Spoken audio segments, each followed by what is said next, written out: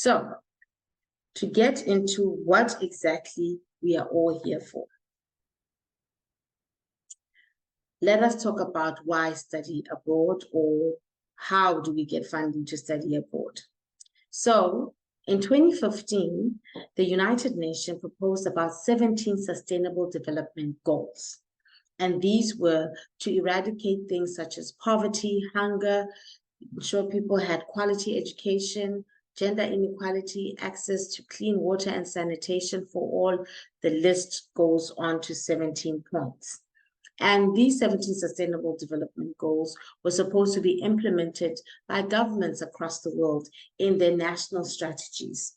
So that meant that industries and private sector also had a role to play in trying to respond to these Sustainable Development Goals. That meant that the cooperation of various players with distinct sets of skills had to design and adopt robust, innovative solutions for these Sustainable Development Goals.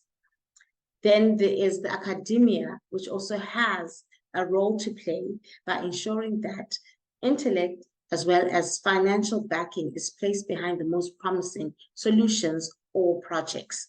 And then this means that universities abroad are also trying to redirect their program structures to ensure that they are now developing graduates who are ready to respond to these Sustainable Development Goals, as well as the projects that they are now going into. You find that they are moving away from unstructured master's and PhD programs to structured master's and PhD programs. And how this is attained is whereby supervisors would then collaborate, whether it is within the same institution, across institutions in the world, as well as with industry, to come up with projects that they feel would greatly address these Sustainable Development Goals. And then they would submit a proposal to either government, and depending on whether the committee sees it as feasible, they will then acquire funding.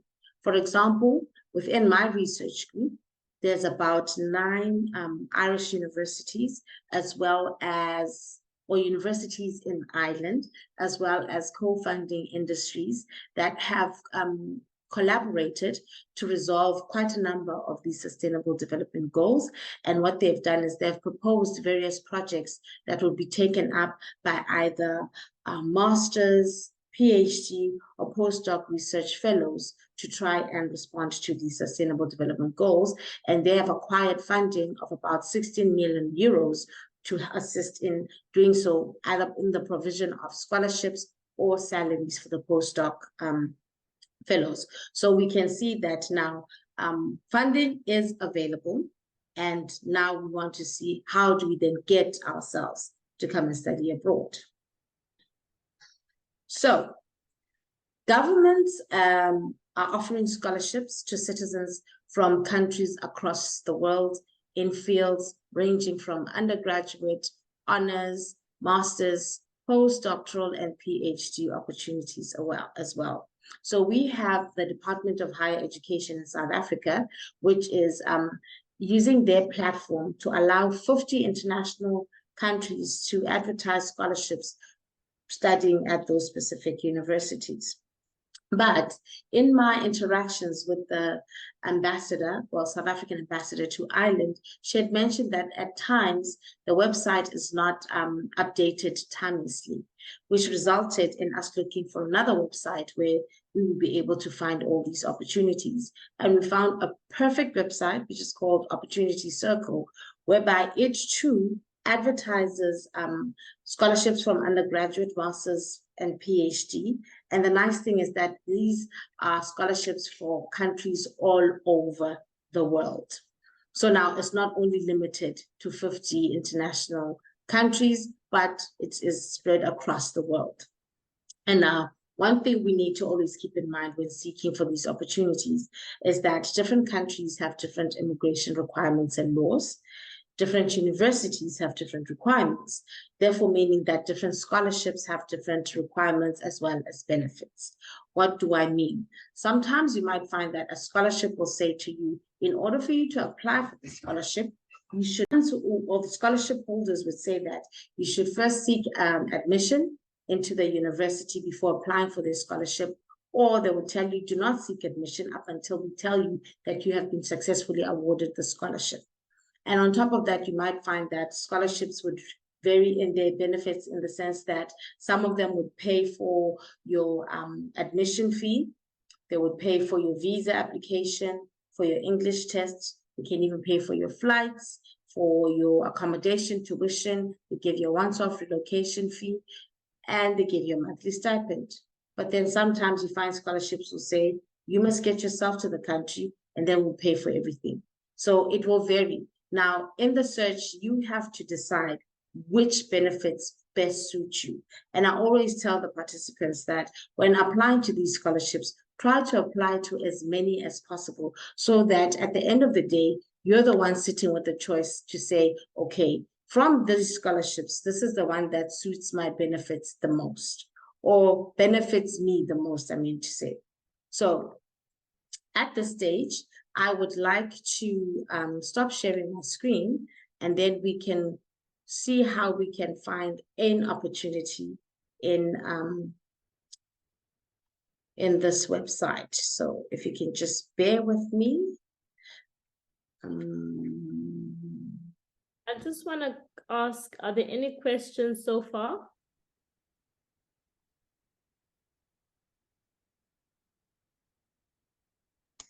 No question on my side. This is the Opportunity Circle website. How you find your scholarships is under opportunities. Let's say we're looking for an undergraduate scholarship. You would come here and select undergrad. And then under any country, I usually tell people, do not limit yourself. Let's first see what is out there. And then under funding type, I would say select fully funded. And we explore.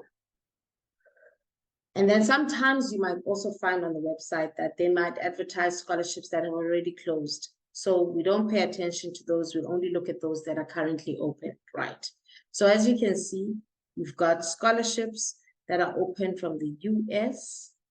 We've also got your Canada there. We've got France. So there's a whole range of countries that are advertising on this platform. So let us go to Boston University Trustee Scholarship and see what it says. Oh, my PC is so slow in Ireland. All right, so we've got this scholarship. So usually what they would do is they would give you some background information about the scholarship, about the university, and so forth, that you can read at your own time. And then it will come and tell you where the country is. It is a fully funded, and it will also give you a closing date. For this one, it's the 2nd of January, 2024. So already, since we've already started with the academic year in September here in Europe, you find that already they're advertising for scholarships for next year. So it will tell you what the eligibility criteria is.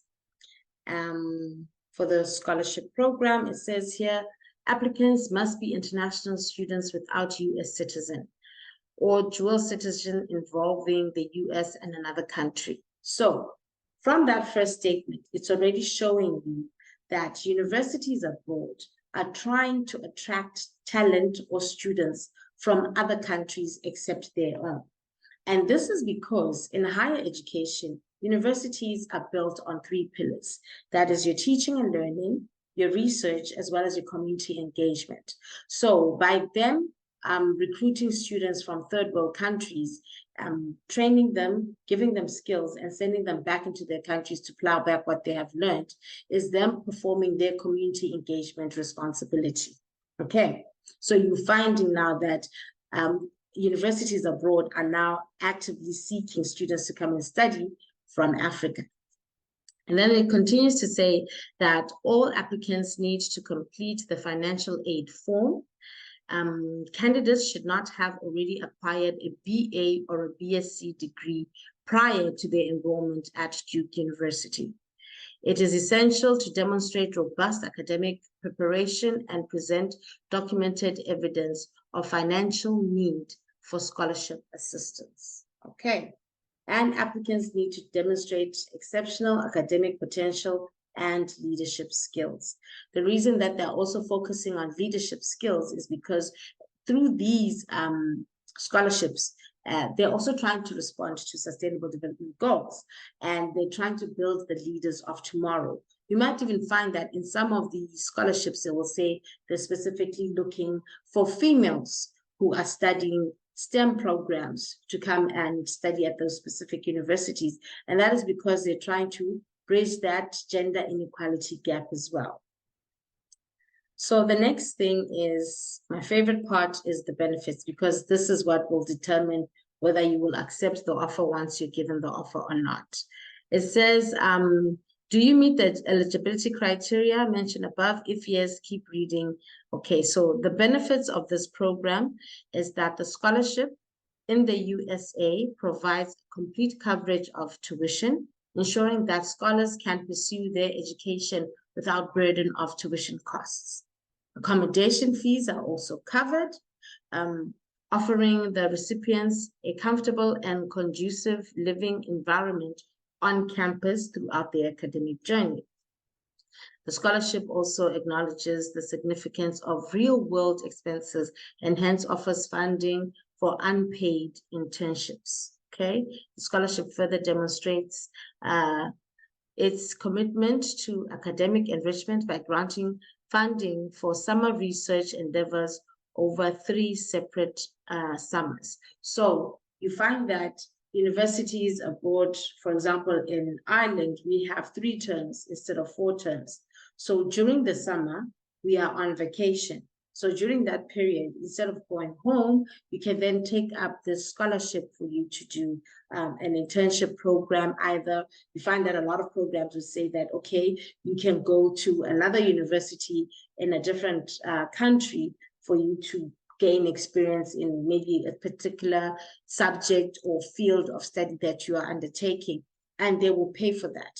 In April, I think in my research unit, we got a student who was coming from France, and she spent 6 months in Ireland, and her accommodation and daily expenses were paid for through this type of internship summer funding. And then it continues to say that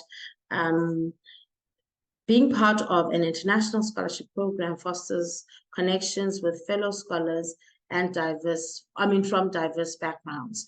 Duke University offers a wide array of culture events, clubs, and extracurricular activities. That's another thing that you find with the universities abroad, is that they have different societies, whether it is for dancing, or it is for music, it is your postgrads, it is your beer club, it is your kayaking. So there's a lot of different things that you can partake in, and also mingling with people from different walks of life. You also get to look at the world from another lens and gain better perspective, and becoming that global citizen.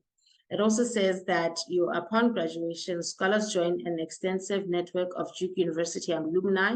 This network provides ongoing support, career opportunities, and a sense of belonging within the global Duke community. So now you see you're also open up to further opportunities, especially work-wise. And this is also because universities abroad have close relationships with industry. For example, one of my supervisors comes from industry. So this ensures that you are now making networks. Should there be any work opportunities that come up, at least you have people that you can always call on to find out, hey, I have now completed. Is there anything that you can give me guidance on? What do you think I should do next? Okay, so this is this specific scholarship. We've seen that it pays for your tuition, and it also offers you accommodation. It also offers you unpaid internship funding, as well as funding for summer research. So let us go and look at another one just to see what the differences are. Are there any questions? I'm just going to quickly go to the chats and see. Sorry, guys, no questions. Sorry, just joined late. Okay. So I'm going to now look for another scholarship just for comparison and seeing what the differences are. Let's try this Boston one again.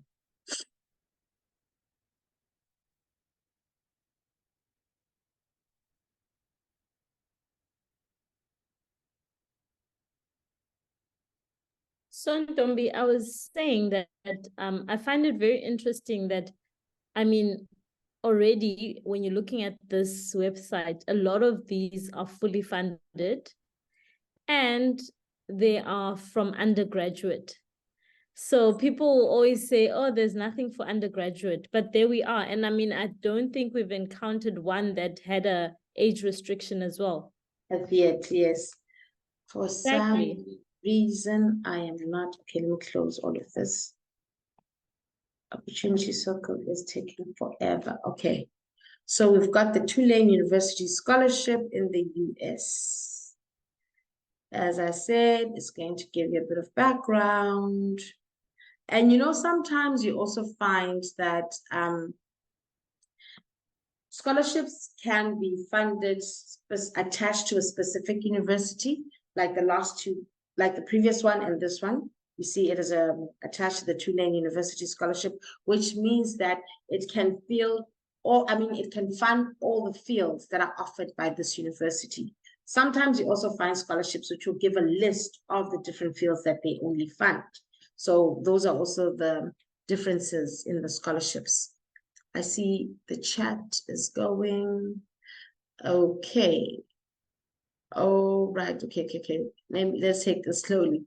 So Google is asking, please repeat those three pillars. It is teaching and learning, it is research, and it is community engagement. Then Migateko is asking, I have a question on leadership skills. What advice can you offer? Advice on how to acquire them?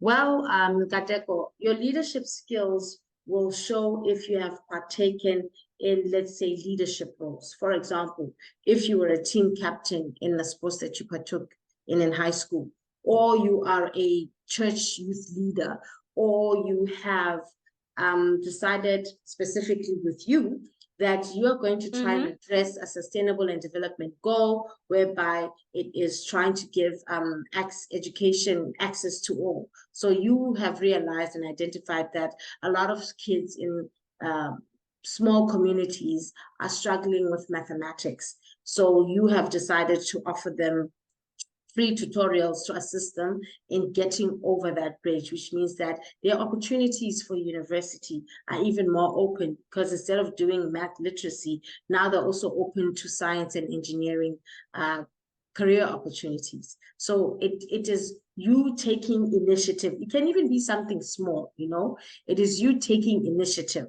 Maybe you are coming from a family where you're struggling and you have put it upon yourself to say, okay, I am going to be selling sweets or selling vegetables so that I'm able to provide for the young ones coming behind.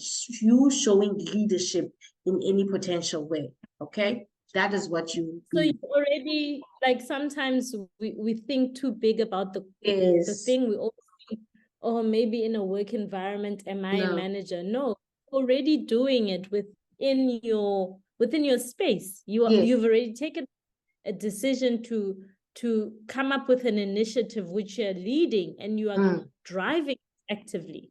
Yes. And then for those obviously who are working, they will then rely on their work KPAs to say, this is how I show my leadership potential. Maybe they have taken initiatives, implemented programs that can resolve certain situations that they were faced with within their department. So you have to think outside the box. Okay.